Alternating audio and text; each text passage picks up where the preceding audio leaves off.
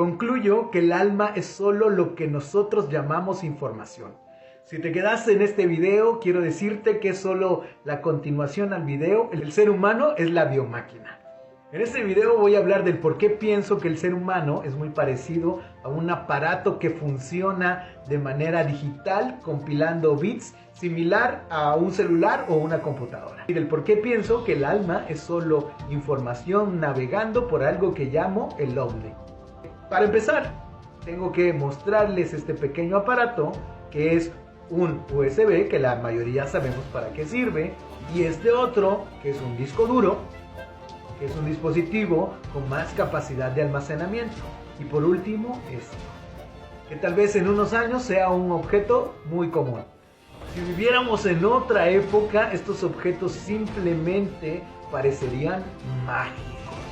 Sería imposible que estos elementos tan pequeños pudieran almacenar tanta información, textos, imágenes e incluso voces.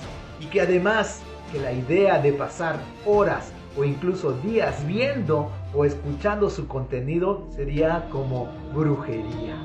Y más extraño aún sería como ver un aparato es capaz de reproducir todo esto. ¡Uy, qué miedo! Cosa de demonios. Ahora sabemos que es posible almacenar información dentro de estos dispositivos para poder utilizarla en los momentos que deseamos. Dentro de estos aparatos y de la informática hay algo llamado código o lenguaje de la máquina.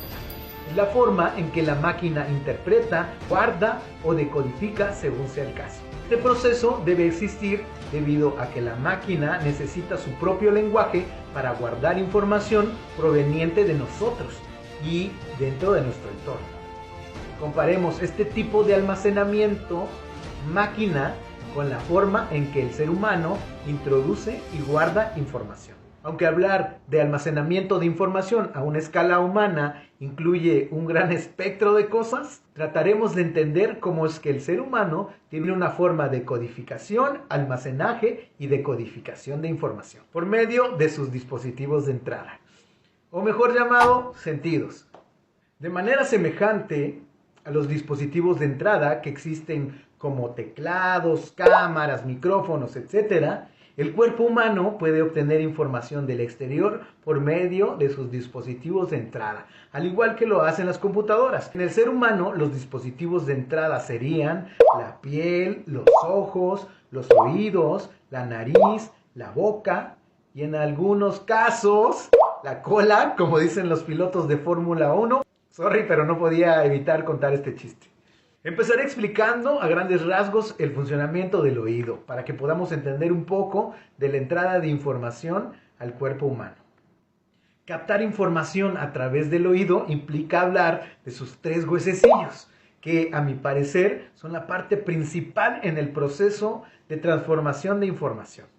Para que la información sea codificada de cada letra, conjunto de letras, voces o cualquier ruido o sonido que viaja a través del aire por medio de ondas, que incluso no somos capaces de ver, pero sabemos que existe porque al llegar a los tres huesecillos que están conectados al cerebro, por cada onda de sonido que entra y hace vibrar a estos pequeños huesos, el cuerpo humano reconoce e interpreta con micras de segundo cada vibración por más mínima que sea y lo transforma en algo que podemos entender.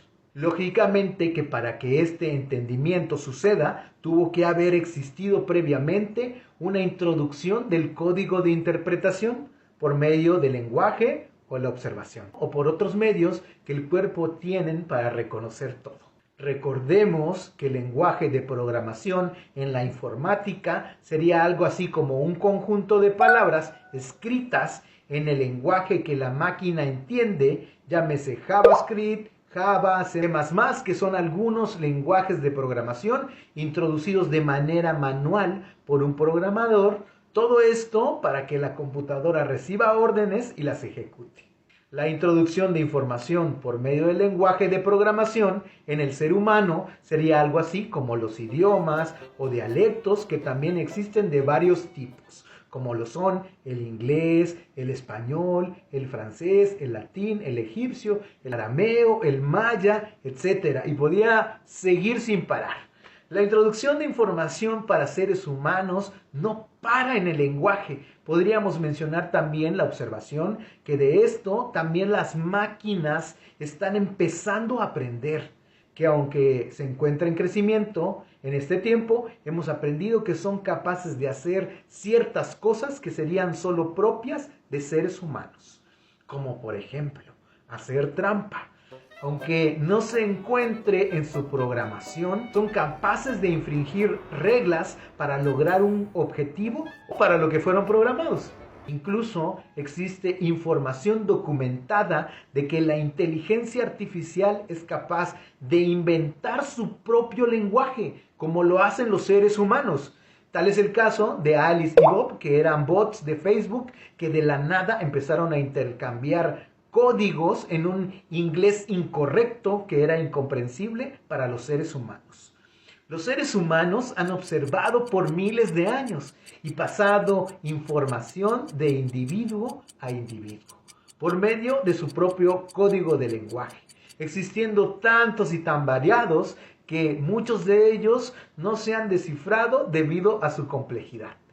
Si lo piensas solo un momento, la otra parte extraordinaria de todo esto es que la información es nada, intangible para el ser humano, viaja como la nada, a través de la nada y es aparentemente almacenado como la nada.